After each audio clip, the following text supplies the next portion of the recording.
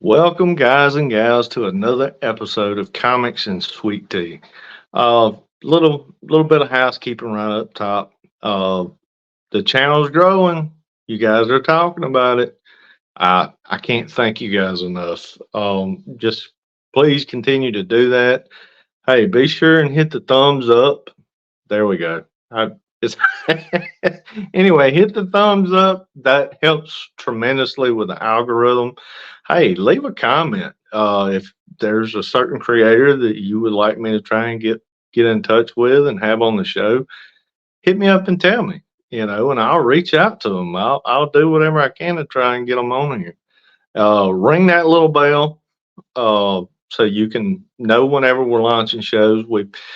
I've been seriously considering bringing back Grumpy Old Nerds. I've got a few guys lined up that really want to do that are excited about that, and that's really what I've been looking for.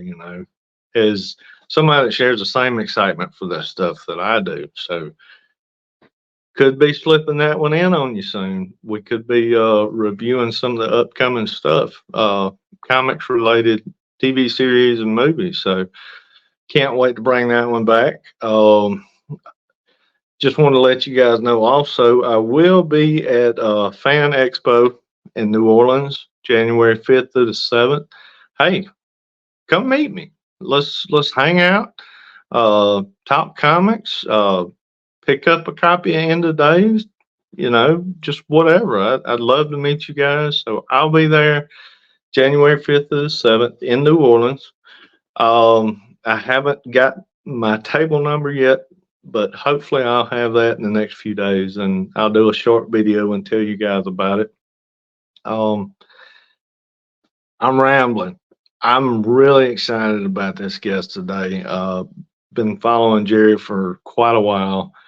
He's an incredible creator. He runs Pyramid Graphic Novels. He's the creator of Violent Dogs.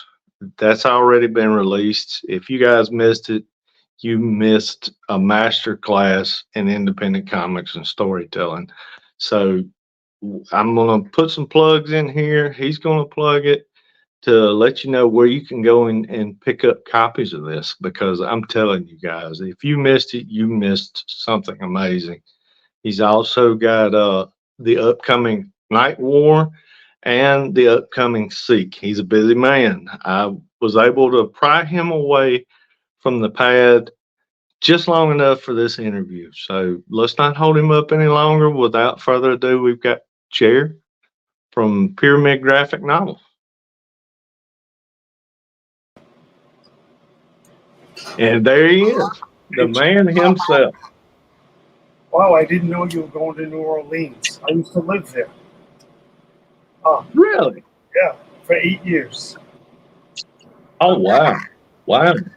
Yeah, I'll be headed there. Well, like I said, I'll be headed there for Fan Expo. Wow, How they let me in, I still don't know, but I'm glad they did.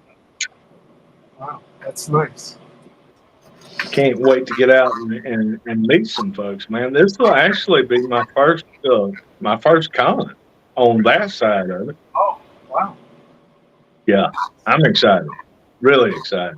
Being held. Do you know? Right there at the convention center, right past the dome. Yeah, that place is huge, man. Have you ever been to Louisiana, New Orleans? Oh yeah, several times. Yeah. Yeah, I actually drive through there every 3 weeks to go to work and come back from work. But yeah, I've been down there several times visiting and been down there for cons and stuff like that. It's a beautiful city. Yeah, great city. So let's dive right into it, man. I'm not going to waste any of your time here. Let's dive right into Night War.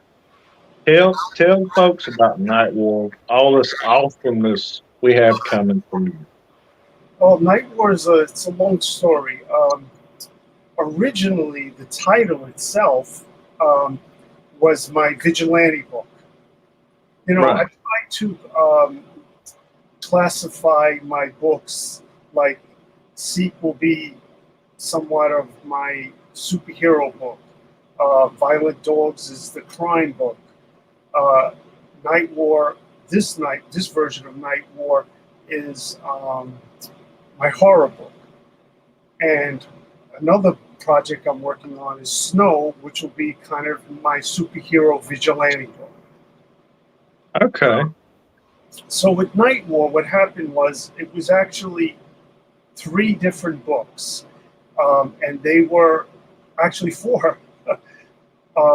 One was Natalia Hyde and Zenith, and the other two was Night War, Lady War, and War Dog. And what happened was, they're both like companion books. Natalia Hyde and Zenith were two companion books. Natalia Hyde was about the descendants of all the legendary monsters. Right. And Zenith was a descendant of Frankenstein. And Night War was my vigilante book. And what happened is, I was telling you backstage that I came to this realization that I would never get to it. I'm a one-man show. I have a full-time job, family, wife, kids, and everything. And so it almost broke my heart to not be able to,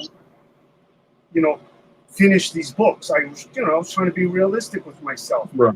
So I shelved them for about a day, and I came up with this idea to combine them, and with the elements of horror themed book instead of vigilante. So I took all of those characters, I put them together, and I kind of rewrote the story, and that's how Night War became. So it's about the legendary monsters, the descendants of legendary monsters, Frankenstein, Dracula, and Van Helsing, and it revolves around the team, which they call Night War, but the center of the story is Natalia Hyde. She's the daughter of Mr. Hyde. And Wow. and what happens is, I don't want to give too much away, but the brother of Dracula, Radu Dracula, he wants the Mr. Hyde formula to create an army of super Hyde vampires. Oh, wow. And the premise is somewhat simple. He wants his money back that his brother took. The Dracula Empire. Right. And I know it sounds simplistic, but what do families always fight about? Number one thing is money. Money. Yeah. Definitely. Dracula is in hiding, and he took, the family inheritance, and he took all the family treasures, and his brother wants it back. So his plan is to, get the blood of the formula from, Mr. Hyde, but that goes wrong. So plan B is to get Natalia and get the blood from her and create this army. That's basically the center of the story. And then, you'll have Night War, whose their basic mission is to hunt down and kill all of these vile creatures, including Natalia Hyde. Wow. And, that sounds amazing. There's a lot more to it. And there's, alliances. Good guys become bad, bad become good. And, the end result is to get Dracula. That's the end result. Right. So how many issues are you? Is this going to be a multi-art thing, or how many issues are you talking for Night War?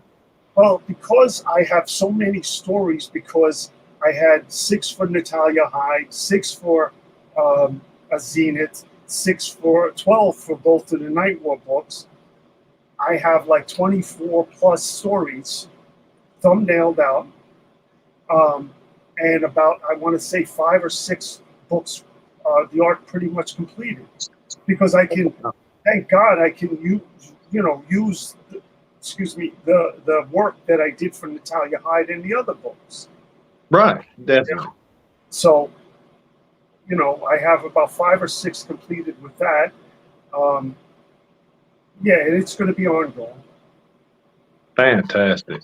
So How close are you getting to releasing Night War? I'm almost completed with the art of issue 0. Okay. If I started with 1, well, actually, let me back up a little. What happened is what I was telling you about trying to bring all those stories together. I was having a problem with that, and I discovered this, a friend of a friend on Instagram, and like an epiphany, I had this idea to create one more character for the book, and she's a descendant from Mary Shelley, Oh, and wow. so she's a monster hunter, and so I use this character to kind of tie in all my stories together, to weave them all together.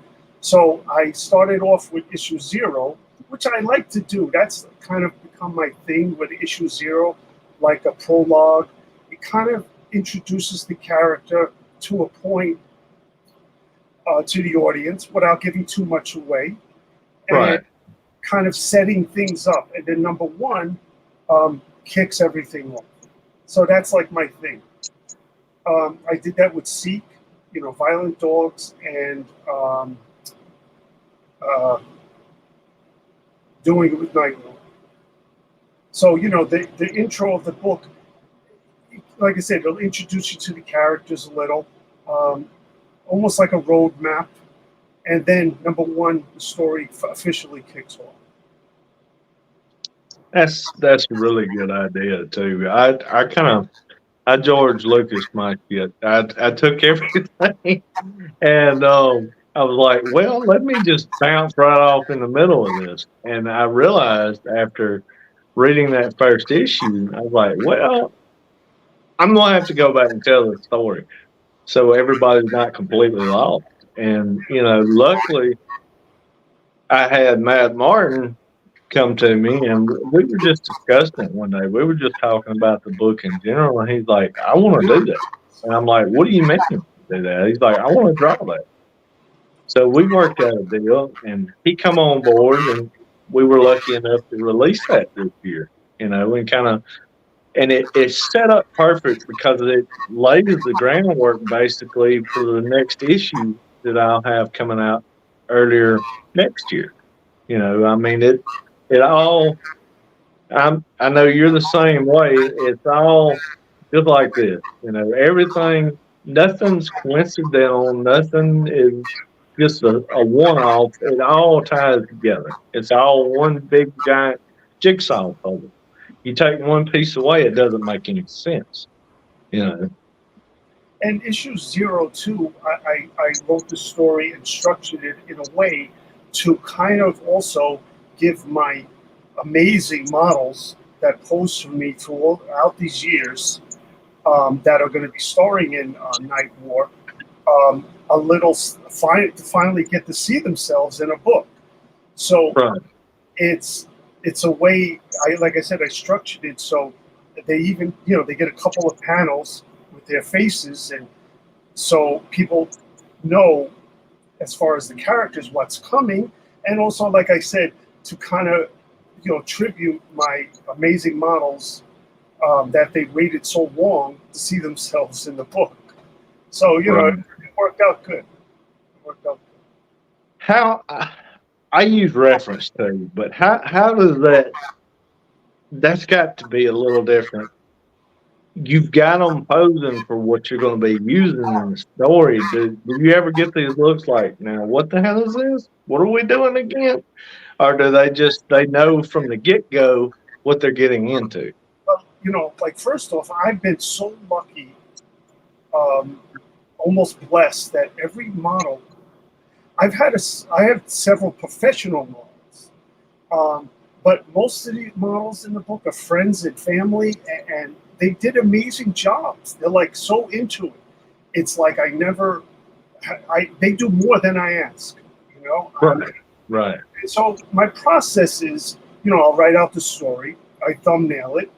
Um, as I thumbnail, I make notes and that kind of stuff.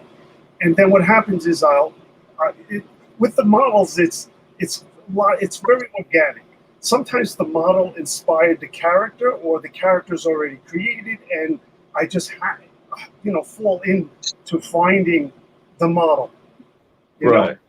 as an example, with Violent Dogs, I had this story for God knows 10 years, and it was just going to be a hardcover graphic novel, and it's a big cast, and all these models that I had slated, they would drop out, and I had to recast them, or I eventually I'll draw them from reference, or just draw them out of my head.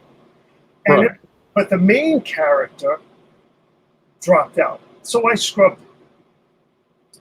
And I was working on Natalia Hyde at the time, and I on Instagram, through a friend of a friend, I discovered this model. That at the time she lived in San Diego, Jessa Michelle, and I took a shot. I said, she's amazing. It just came to me like she could be the character in Violent. Right. And the character originally was a male lead, and it wasn't just about, oh, she's a female, I could do this. It was just like I just felt like she would be perfect. I contacted her, and she went for it. She came all the way from California to pose for me, Wow. and she did a great job. So my process is, I go by my thumbnails, I go to the studio, and basically, ahead of time, I explain the character, the story, the motivations, almost like Right. shooting. And they, I just tell them, okay, in this scene, you're drinking a cup of coffee, and the next scene, you're still drinking a cup of coffee, but these ninjas smash through a window, Right. Right. and I take, 10 pictures of each scene, give or take, and it comes out good. And, but I don't wing it. I go by my thumbnails. Gotcha. And, Gotcha. and I let the model get in on that process and whatever they feel. And sometimes they'll suggest something that's 10 times better than what I even had. Right. And I love what you just said just a few minutes ago. It's like shooting a movie. I refer to this all the time. It is like we're shooting a Oh, movie. We're basically the director, and this is our artistic vision. We're just doing it with a pencil instead of a camera. exactly. You're working out with your thumbnails and stuff. You're working out your shots. You're working out your perspectives. You're putting your action together and to tell the cohesive story. So yeah, we're shooting a movie. I love that. Movies, television, I think it's just, I want to say like a level, but, almost one level up from comics. Right. I agree with that 100%. As far as what I mean is not better. I just mean that, the comic is just not live action, but it's telling Right. It's amazing. So how I came about this process with the models was, as you know, it's especially when you're an independent creator and you have a 9 to 5, it's hard to keep up the consistency of, say, one character. And I've noticed my original books that the character changes throughout the story, and it's just hard to maintain the continuity. And Right. and not only that, my art was limited to, or my imagination to, what I've soaked up over all of these years. So the characters tend to look like the Invisible Girl, or whoever. Right. I totally get that. You know what I mean? And Yeah. and that's okay. It's just that being an independent creator, I felt we need every edge to stand out Exactly. compared to everyone else. So if people, say at a convention or online, if people pass by my book and they see a face that they've never seen before, maybe that'll draw them in. Right.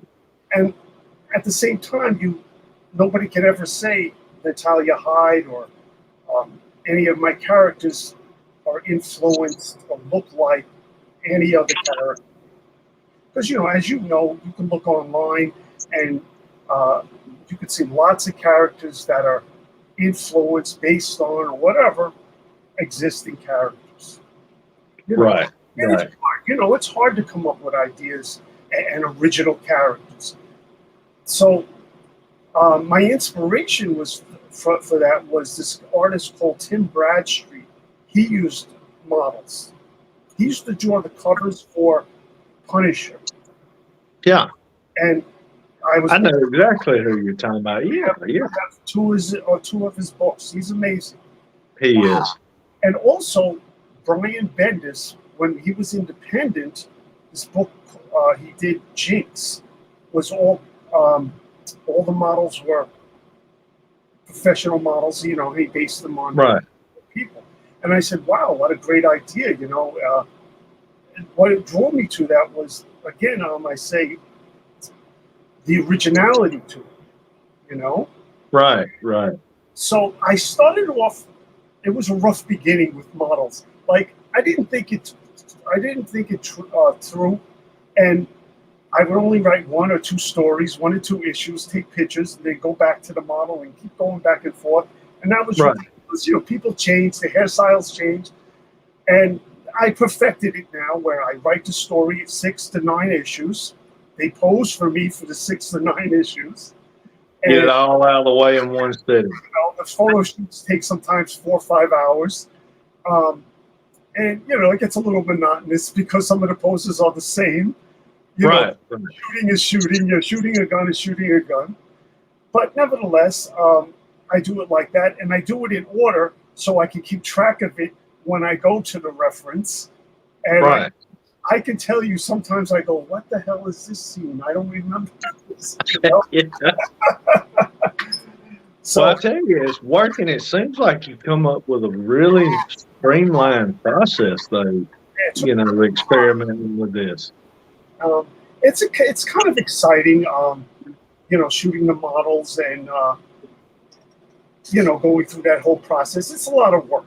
I couldn't even begin to imagine. It's like just I know a lot of people say, well, it's just another thing to add to it, but in the end, for me, it's worth it because I know my characters are all original because they're based on real people, and you know, and you know what else helps with that?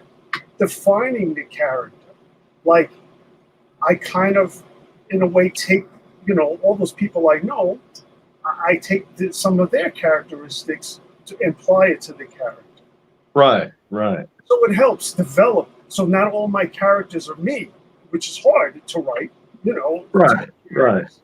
And so, and if I don't know the person that well, I'll even ask them questions, you know, from what's your favorite cereal to what's your favorite curse word, you know, things like that. Right, right. And so, I tell you, go ahead. See, so it's their voice, somewhat. Right, right. They're not just posing; they're actually adding their personality to the character. I love that. That's what I want. You know, like I said,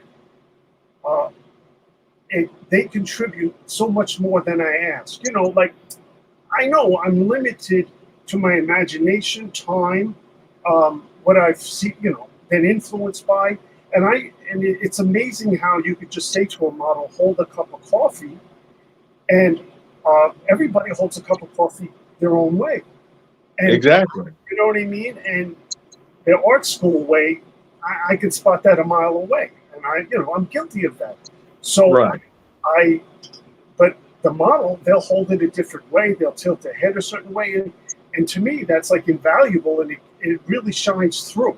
You know, you might not even notice it because you're just holding a cup of coffee, but to me, it really comes through. And I've seen it done with other artists that do that, like this artist, Daredevil, Alec Maleev. He uses reference, you know, live models, and I was amazed, you know, and because we study these things, right? And I was like, wow, you know, why is this picture so amazing to me? They're just, you know, standing there talking or holding a cup of coffee, and then I discovered he's using models, and Bendis explained exactly what I said, how these little nuances or characteristics, they come through, and you don't even have to make it up. Right. Like I'll have the models, okay, now you're shooting and you're angry or you're scared. That's different. But when I tell them, sit there and pretend you're having a conversation with this person, it's all them. Exactly. And, I could see another benefit from that you just kind of mentioned, the emotion. Oh, That is so hard oh to yes. come up with on your own. And if you've got a real live person in front of you and you're taking a snapshot of that moment in time, you're getting them to portray that emotion that you're looking for. That's invaluable when you go to put it on the page. Exactly. And it helps speed up the process because as independent creators, we need everything and anything to get the job done. That's Right. my go-to. Definitely, because it's months at a time before we get a book out anyway. I mean, And if we could do this 9 hours a day, we can, we can take time. I don't have that right. kind of, and Yeah. I feel every little edge an independent creator can get, we should use. Definitely, I completely agree with that. We're not just battling the big two or the big three. I guess I should say battling, but we're up against the big Right. two, big three. We're up against the sea of independent creators. Some are, of course, good, and some aren't. I'm not saying art is subjective, but you could tell, as you said before, one hit wonders or somebody they just feel like, oh, they could put out the greatest comic ever, and they need work. They need Right. Right. You see when you go on Kickstarter and you scroll, it's pages and pages of comics. Definitely. It's hard to stand out. It really is. So It really is. And like you said, I never had thought about that. With you using the models, and it did. When I got that copy of Violent Dogs from you, that cover just jumped off the. I mean, it just jumped off the book, man. And I it just pulled me into the story and all the little nuances that were captured from Jess. Is it Jessa? yes, Jessa?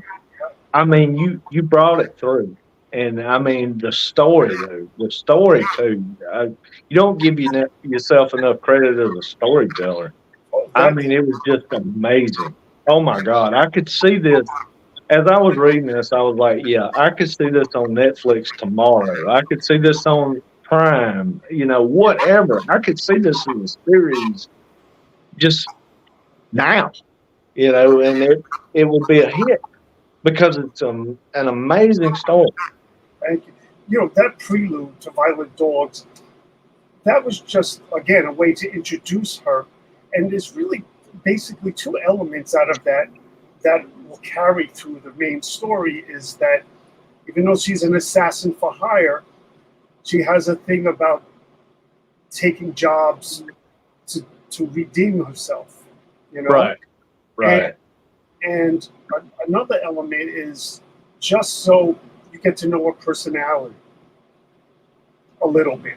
You know, because, Right. I really, her background to me, even me, is a little bit of a mystery. But I like it like that. And Yeah. the story, her character is really what you see. It'll develop as you see her. There's really no backstory why she did this or why she did that. The key element of the whole story is her personality. Like one Right. minute, she's doing this good thing about redeeming these poor children, that were molested, and the whole story. And Right. later on, you see her, killing all of these people. Most of all is the ending. Is the surprise ending that a couple of my editors really don't like, but when people see it, they're going to be blown away, and it has to do with personality. Right. Well, it's like you said, you've got to have something that stands out. I mean, It's hard. we it really is because I mean, like you mentioned earlier, you go on Kickstarter, you go on Indiegogo, you got, and there's several more independent funding things out there now because people see it's a niche. There's money to be made there, and they want to reap the benefits. And it's tough to stand out because you'll go through there and you'll see what kills me. A lot of people go with this cheesecake ness. I was just about to say that. You got books like yours that are quality books, and I see these guys. I sound resentful or petty right now, but these books that are, maybe the art is beautiful, but the story is, in my opinion, crap, and it's all cheesecake, Right. TNA, and they're making, $6,000 a Kickstarter, if not more. Just Yeah, if not more. I said that to my wife as a joke. I said, "You think I should do a TNA cover, a variant?" She said, "You do that, and I'll divorce you."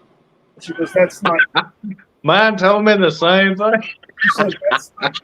She says, and I was joking because I would never do that. Right, me. But I mean, you sit there and you see this, and you're like, how are these people getting sucked into this? I mean, I don't. It boggles my mind sometimes that I was just looking at a book that came up on my feed, and they're up to like $3,000 already, and I scrolled through the story, and it's either the usual story, but it's all TNA. Right, right. But And you're seeing, I don't know about you, but I scroll through there from time to time, just to kind of see maybe try and find something that they're doing that maybe I'm not in their campaign to make my campaign better, to make it definitely, more definitely, visible. definitely. And I mean, it's like they're rehashing the same story over and over and over and over and over and over, just dressing it up different. You know, And people you will. might see 50 books with the same concept, just different characters, Yeah, or yeah, one using inclusivity, but it's the same story. I agree. It's hard. It's hard for us to stick out, and I always try to push to other creators, independent creators, new or experienced. Um, Story is number one. Story, Right, story is number one. Make sure. I mean, read everything and anything on how to make movies, write books, watch. I say it all the time. Watch everything and anything. You know, definitely. love stories. I'm a big fan of old movies and film noir, and I talk to these young guys, and they don't want to watch anything that's in black and white. That's ridiculous. That is ridiculous. That's some of those movies are, it's genius. It's masterpiece. Amazing. You know, Yeah, and I have a library of how to. I read right. anything on how to be a good writer. I just bought these books. These cards that kind of help you structure your story and help you navigate your characterization. And I forgot the name of it. Like I said, I'm always trying to better myself as far as the story, and Right. because that's me. That's number one. You know. Exactly. I couldn't agree more, Jerry. Now let me ask you this: what was your gateway to comics? What brought you into comics? Well, like a lot of us, it started as a kid. Um, Reading. I guess I started collecting when I was about 13 or so. Uh, and I'm kind of, how can I say it? Not proud of myself, but it's, I don't know how to say it. I guess I'll just say it like this. I recognized at an early age these people that later on became masters, like Right. George Perez and John Byrne. It's almost like I knew the first time I saw them that this is great. The first time I saw the Fantastic Four with George Perez or the X-Men with John Byrne, before Right. We're talking X-Men issue 109, Fantastic Four issue, I believe, 163. We're talking 1977. And I just kind of knew. I said, "Wow, this is amazing." From what I had earlier as a child, Superman, Batman. I'm not putting those characters down. I'm just the process and the style of art and the writing. I was blown away at the X-Men, Uncanny X-Men. I mean, I've never seen anything like it. Up until that time, and I then from there I just sought out those kind of books, that really stuck out because of the writer or the artist.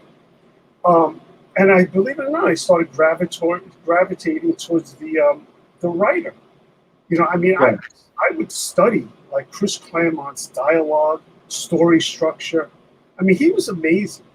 He is amazing. Right. I love how I always bring this up. I love how Chris Claremont can make the Avengers look so badass just by a line. Right. Like as an example, in one of his Iron Fist issues, Iron Fist busts through a wall, or whatever, and the bad guys are like, "What the hell?" and blah blah blah, and they go, "What if it's the Avengers?" Like to kind of say, if it's anybody else but the Avengers, they could take them, but if it's the Avengers, get through. And even though that line is so simple, I'm like, he did it all the time in the X-Men. They're like, people always assume they were the Avengers, because back then nobody knew who the X-Men were. Right. Or those robots were created to take down the Avengers. What chance do we have?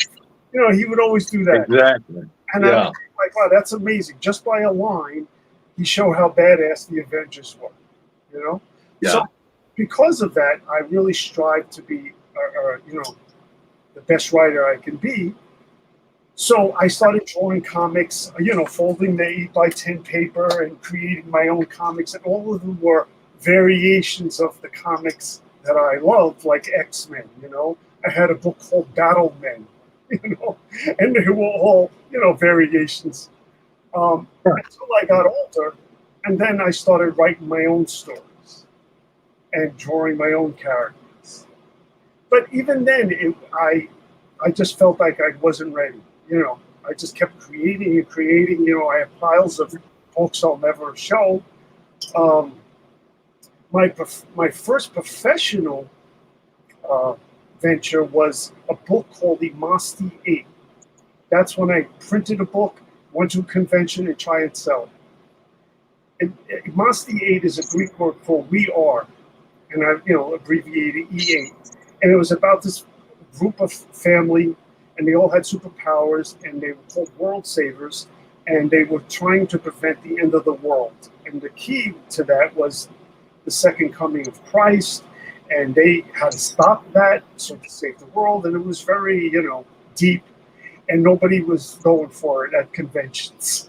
People would come up to the table and go, "Oh wow, that's I like your cover," or whatever. What's the story about? As soon as I said the premise, people would walk away. Yeah. And, my wife, who's one of my editors, she said, "It's too heavy for people. You got to kind of commercialize a little, And I really took that to heart. It really, it was hard. I guess I was trying to be like this Neil Gaiman and those kind of guys, Right. Centric, deep. I don't care what anybody thinks. I'm going to write what I will write, Yeah. But nobody was buying it. I mean, I had some people that really loved it and the concept, but it was really deep, the Horsemen and all of this. Right. And I, after my wife said that, it took me a little while to realize she was right. So I shelved that. I had 2 issues of it. I'll send it to you next time I send you a book. And I would love that. That sounds right up my alley. No models then. The characters were based on people I knew, but I didn't use photo reference back then. So then I created Natalia Hyde, which was the descendant of Mr. Hyde. She had her own book. Gotcha. Basically the same story that's happening in Night War. Right. I try to, kind of make it fan friendly or commercialize a little, superheroes, superpowers, vampires, werewolves. And I did a couple conventions with that book, and I got a big response. So, Right. what direction I had to go. And from there, it kind of just opened the floodgates to myself to write more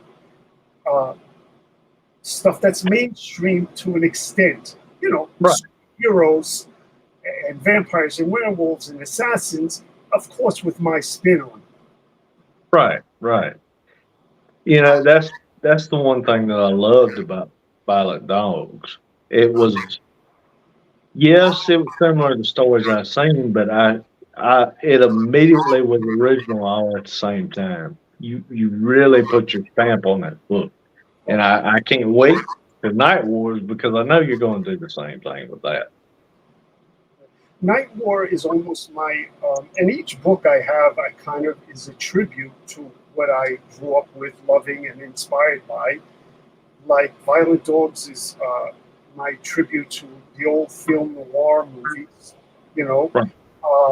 And with the premise with a film noir to basically say it in one sentence is that nobody wins, everybody loses, there's no good guys, everybody Right. is corrupt one way or another. Exactly. So Violent Dogs is 100% a tribute to that. Night War is my tribute to the team books like X-Men and those kind of things, plus the horror. I love all that. Right. Right. And Seek is my spin on what I kind of don't like about the superhero books. And it's told from, a normal person's view. Being a bounty hunter and hunting down these super criminals, superheroes that skip bail, basically. Right. So tell me this. Let's kind of jump for just a little bit.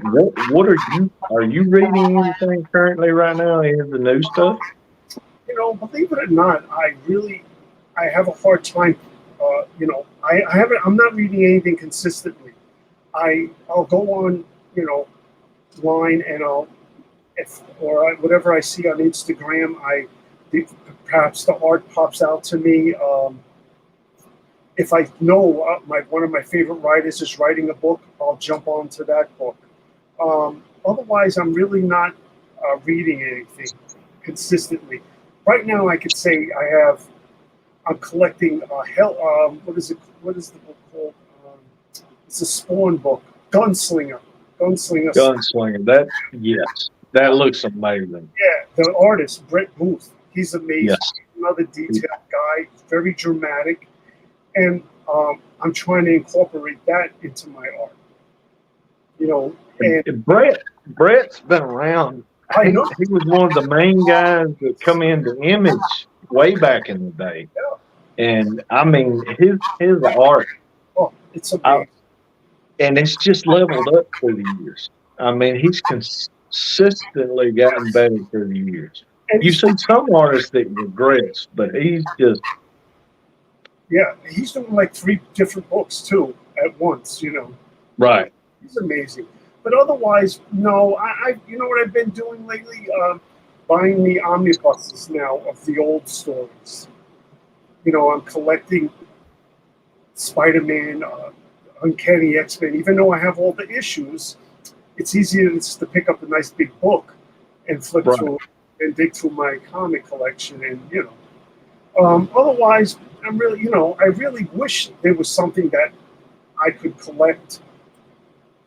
But like I said, I go on, Midtown Comics, and I just buy, variation of things, and usually I end up giving it away or throwing it away.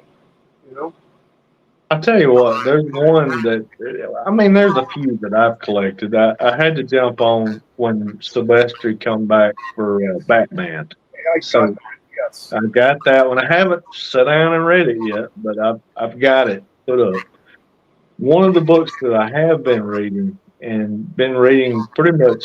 I'm behind on it as well, but I've been following it since it come out a couple years ago, and there's something killing the children. Oh no, I haven't gotten it. I heard good things about it.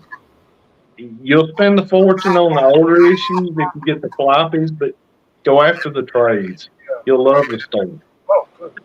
It's one of those things it's different. It's not like all the rest of the stuff. It's got a very unique premise, and it hooks you right out of the gate. That's good to know. But yeah, I bought a couple of books because of the artist, and you know what I've noticed? I don't know if you have in the last several years.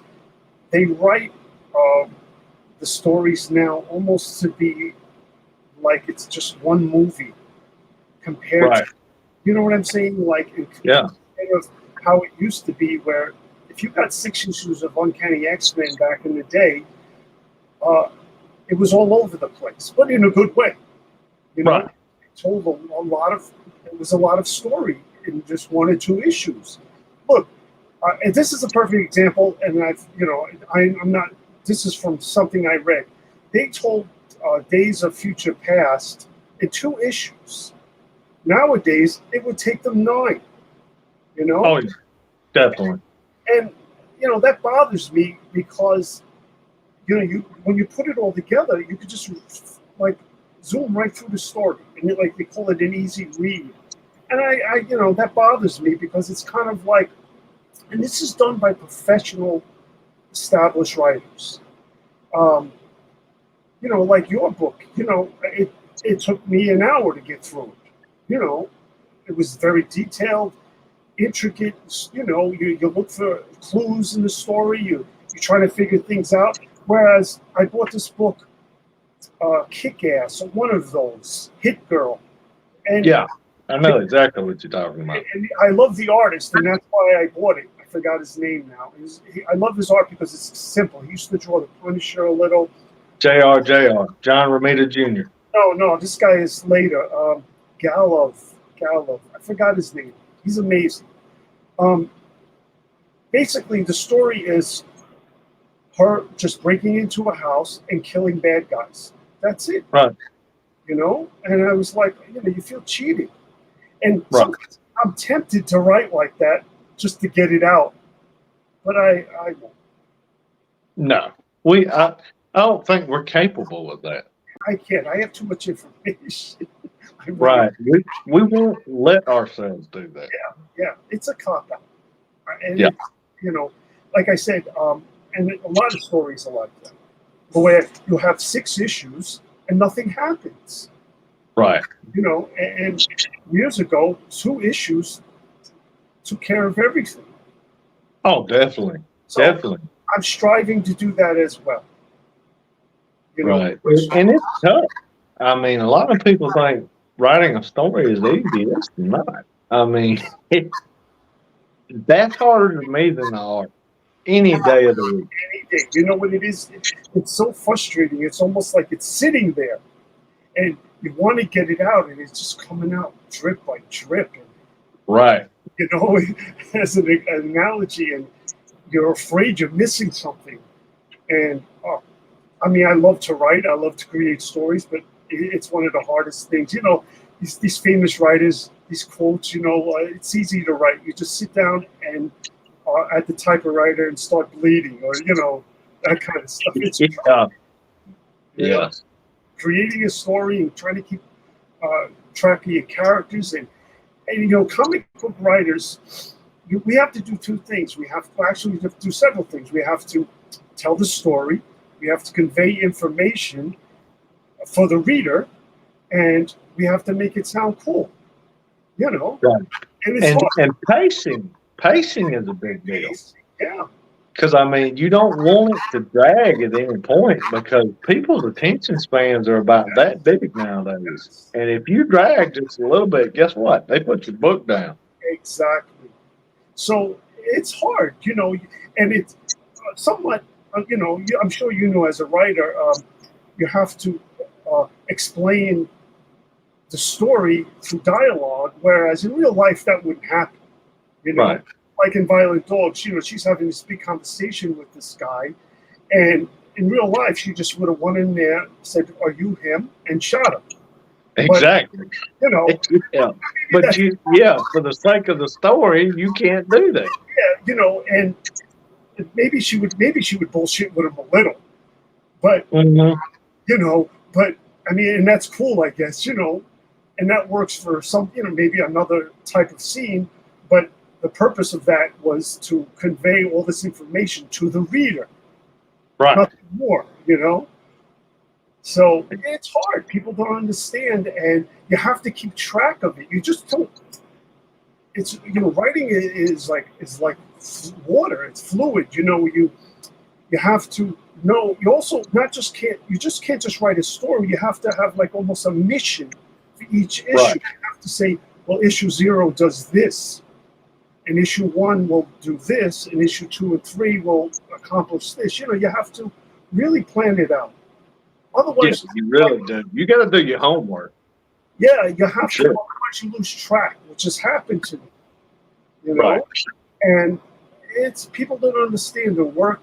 And I guess I'm saying all of this to convey all to indie writers, indie creators. You really have to really study the craft and, you know, make story number one. You know, Yeah. you can have a That's the key thing. you know, you can, if you're a good enough writer, you can have a guy who's running a deli or a cop, and that could be a comic book. It doesn't have to be a guy in a cape or whatever. It's just how you tell the story, you know. And Right. You said that, and that reminds me a lot of Brian Michael Bendis back when he first kind of come on the scene. I mean, he totally changed hero comics because he would have a whole issue of them just sitting around not doing anything, just having conversations. But it worked because there was a story there. yes, he was amazing how he could convey the information and the characterization together. And all right, maybe they're just sitting there talking, but it was amazing, you know. And then when the action did come off, it was It all. made it that much better. Yeah. As an example that comes to mind is, you know, he's famous for this, Quentin Tarantino. You know, Oh yeah, definitely. he could drag out a scene, and you could, if you understand him, you build with it. Now, some people go, "Wow, this is dragging." You know, I don't like this. But if you know him, you know it's a slow boil, and when it does kick off, you're going to be blown away. Yeah, definitely. Blown away. Visually, he's probably one of my favorite directors of all time. Me too. And I'll never forget watching, what was it, Reservoir Dogs, his first one back in the day, and just being completely blown away by that. Look at that story. We didn't see the robbery, really. We No, didn't see all we saw it's all was, in one room. yeah. And look at that story. It was all about being in that warehouse, you know, and it was more exciting than seeing guys blow up a store and shoot it out with the Definitely. cops. You didn't have to. It was amazing.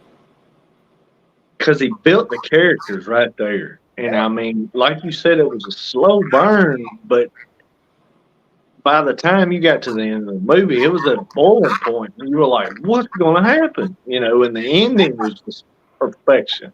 I mean, You know? even the scene where what's his name, Blonde, Mr. Blonde cuts off the Yeah. cops. You don't even see it, Right. but you feel it. Definitely. I remember Definitely. watching that. You know, you're scrambling in your seat. You know, your balls go up to your neck. You're like, holy shit, what the fuck is he doing? You know. Exactly. You know. And Pulp Fiction it built on that. It took it to another level. And you know, a lot of people they tend to shit on his newer movies, but The Hateful Eight was just as good as Pulp Fiction. That was another one. The slow burn. Right. You have to have patience. You have to know you're going in there. You can't go in there thinking this is going to be a shoot 'em up movie, you know, quick. And you have to know who you're watching and how his Exactly. process, you know. Set the expectations before you ever walk in the theater. And that's another thing I always recommend. Watch, like I said before, study these directors, study their styles, and take little here, little there, and it'll become yours. These little elements of all these writers and movie creators and directors. Um, as an example, that's that scene in Reservoir Dogs where he moves the camera and he doesn't even try to be artistic about it. Like, Mm, that what I'm saying is the camera is almost manually moved. Like, right. and you're like, is that a mistake? In a way. Yeah. And, Yeah. he didn't even try to kind of do it artistically. He just like the cameraman moved it so you didn't see what was going on, and that was amazing. And he wrote that he got that scene from a scene in Rosemary's Baby where the director had this old woman, I forgot her name, famous actress. She's on the phone, and you're looking through the hallway, and you see her in the doorway talking on the phone, and the camera's like off to the side, so you don't even really see her. And you just hear the conversation. And the director did that to almost convey that you're eavesdropping, and you kind of Right. can't hear. What is she saying? I can't hear it. And it was done on purpose. And Right. he got that idea from that scene. So, I mean, Quentin Tarantino, people always, I mean, if you see an interview with him, podcast, whatever, I always say, listen to him. He knows exactly what he's talking about when it comes to telling a story. Oh, definitely. He- Definitely. He's a little exhausted, but He's full of energy, no Yeah. doubt. he knows what he's talking about. I mean, he's amazing. Right. I've learned so much from him. And I tell you, I mean, all the great directors have that thing. You were talking about that just a second ago where it felt like you were eavesdropping. All these different directors kind of, you go back to people like Hitchcock. They all had that. Yes. And, you know, one thing that they learned real quick, do it off camera. Let the audience build this in their mind, because it's going to be so much more horrific what they build in their mind than what you can show on film. People don't realize that. One of the example was the remake of. I'm not a big horror gore movie guy. Me, I like horror. I like scary horror. Yes, but I was compelled to watch the remake of the Texas Chainsaw Massacre years ago. The one with the guy from Full Metal Jacket. What's his name? Lee. I forgot his name. I know who you're talking about. I'm in the same boat. My memory sucks. So it's that remake, but throughout that movie, it's more about the victims, the characters, and the family, and the father, than it is about Leatherface, and that made Right. it terrifying to me. There's even Definitely. if you look at that movie, there's only a few close-ups of that character. Most of the scenes are he's far away, Right. and to me, that's even terrifying. That's more terrifying Exactly. than up in your face and all this blood and gore, So Right. I always tell people, follow, find if you like a movie for certain whatever reason, break it down and find out who the writer is, the director, and study them. One of my other favorite directors is Walter Hill, the guy who did 48 Hours, The Warriors. Yeah. Yeah. And I love his style because it's very dramatic. So that, of course, works with the comic, like you Right. Right. like say Martin Scorsese, somebody gets shot, it's realistic, how they react to it in real life. Exactly. In a Walter Hill movie, somebody gets shot and they go flying through the window, But Right. Right. that's cool. So, you gotta like pick all these elements as a creator in whole and study them and make them your own. Exactly. Like you said about your book earlier, putting your own stamp on it, because people are going to gravitate to that. They don't want the same old stories. people are craving something original, you know. And if you can do that, you'll tap into something just like that, and people will gravitate to it. Your audience will find you. Yeah, and you have to be true to yourself. Like I, Oh, that's definitely when you're creating something, I could never like sit down. If somebody said, "Sit down right now and create a superhero," I couldn't do it. With me, it has to marinate, and right, right. all these elements in, and my notes, and I watch several movies and talk to people, and then it just kind of comes together. Um, I could never just sit down and create a new Superman and or whoever. Um, and what I'm getting at is you have to be true to yourself, like when you're creating. Don't try to be the next Jim Lee or whoever. Right. Write what you know, write what you love, and most of all, um, you, to be truthful to yourself, you have to know if you have to say to yourself, if this was on a comic stand, would I buy my book? You really have to, Exactly. you know, That's what it all comes down to at the end of the day. it's hard. It's easy to be egotistic. Of course, I would buy my book. Really, Yeah. I do that sometimes. I'll take my book and I'll put other, Marvel and DC next to them, and I say to myself, if I was passing by in a comic rack, would I pick it out? You really have to, it's hard, and You if you, have to be honest with yourself. Exactly. because like that saying goes, you have to want to create what you would buy. Right. You really do. It's hard to get lost in your head and create and think it's great, and of course it's great, and everybody's going to buy it. You almost have to remove yourself, which is very hard, from your book. Right. My process is what I do is, like when I write the dialogue, as an example, I print out all my thumbnails. No, I print out the finished art in 8x10, Xerox, Right. and I let it sit for a while, and then I go back and I start writing the dialogue. On the 8x10, scribbling ideas, going over Right. the Right. notes. Then I put it down, and maybe a day later I'll read it as if it's not mine. It's hard to do, but Right. Right. I find that the process of me Xeroxing it down kind of removes it from myself. When I'm Gotcha. when I'm working on the tablet, and actually your hands are in it, You're so locked into it. Yeah. you're in it, you're immersed in your creation, so you don't see it. It's almost like being in a crowd of people, whereas instead of being outside of them and looking in. So Right. Right. I That's a find, great idea. that helps for me. That when I come back to the dialogue and my notes and stuff, I try to read it as if it's not mine, and that way I'm telling you, it catches your mistakes.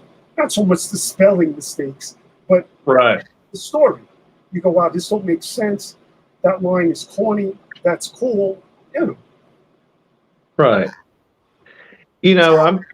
I haven't done that, which I love that idea, and I'm definitely gonna have to try that. What I'll do when I finish mine, I'll go back to it page by page and just sit there and let it marinate a little bit, Yes. just from panel to panel, and just look at it without reading anything. Make sure that I can follow this thing, that it's telling me something Yes. without the words. I want because I want the storytelling, the art storytelling is just as important to me as the words. I want if all the letters just went away, I want somebody to be able to look at this thing and know exactly what's going on. I'm glad you brought that up. I mean, that's a key element of storytelling in comics. I mean, you look at all the Frank Miller, John Byrne, whoever. You read those books on how to create comics. That's the number one thing. People should be able to look at your book without the dialogue and tell what the story is about. Right. Give or take an overall. If they can't, it's wrong. Something's wrong. Yeah, we failed. If they can't, we have failed as a storyteller. As an artist, the whole shebang. Yeah, the dialogue, as a storyteller, the dialogue, of course, conveys information, makes the character that more deep and enhancement. Um, but yeah, as far as being an artist, like you said, you have to be able to look at that story and know exactly what's going on. Even if it's simple, like in Night War, she's walking through a park, it's snowing out, she's fighting werewolves, these guys come and help her. Something's going on with these people in the background. You should know that. But if you look at a story and go, I don't get it. Why is this going on? What is this? You know, um, Right. I mean, dialogue will bail you out, but you. I know the reader will feel it. I'm sure you read books that it's happened to. Oh, definitely. You know? Definitely. Well, we've actually went over a little bit, and I tell you, I could sit here all day long and talk with you, Jerry. I mean, this has been an absolute pleasure. I can't begin to tell you how much I appreciate you coming on and doing the show with me and telling these wonderful folks about your projects. And you guys don't sleep on these books. Jerry is he, he's incredible, and that's putting it lightly. That's Thank you. He's incredible as an artist, as a storyteller, just the whole shebang. There we go. This guy right here is the total package.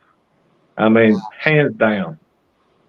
So that said, plug your stuff, man. Where can we go I to get your books? I have a website that's always under construction, but you can go there. Pyramid I Graphic. know exactly what you mean. Yeah. I'm too cheap to get somebody to really hook it up, but I think I'm going to do it. PyramidGraphicNovels.com. But my main hub is Instagram. Say what people say what they will about Instagram. I love it. Me You know, too.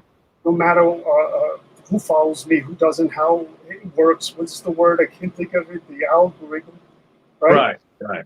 Whatever. But I love the format. I love how you connect with people. I mean, I found all my models through Instagram. It saved me.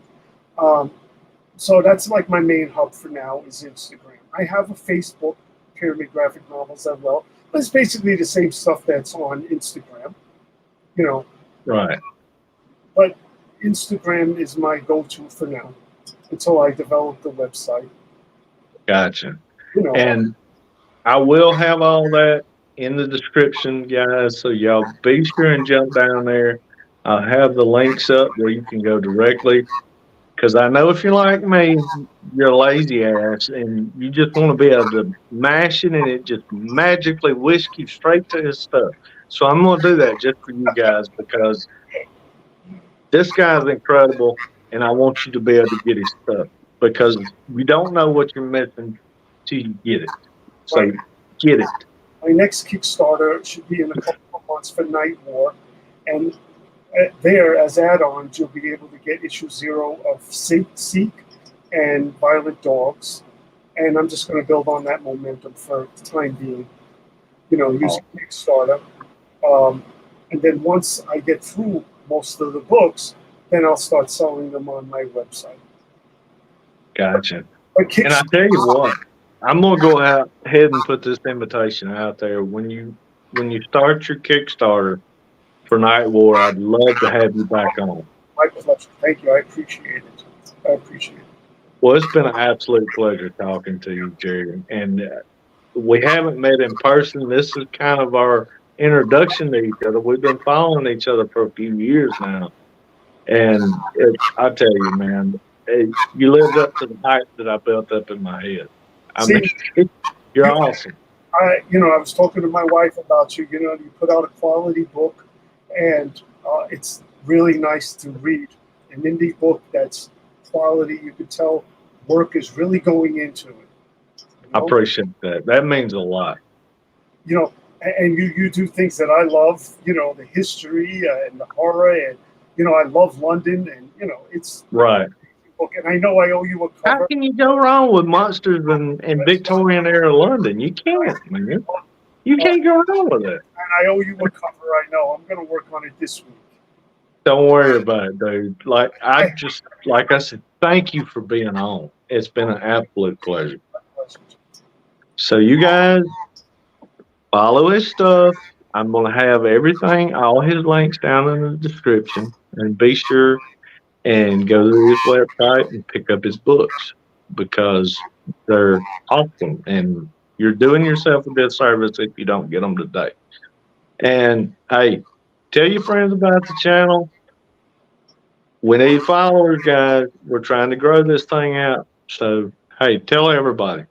And you guys have a blessed day. Can't wait to be back with you next week. You're awesome. Thanks. And that's the show.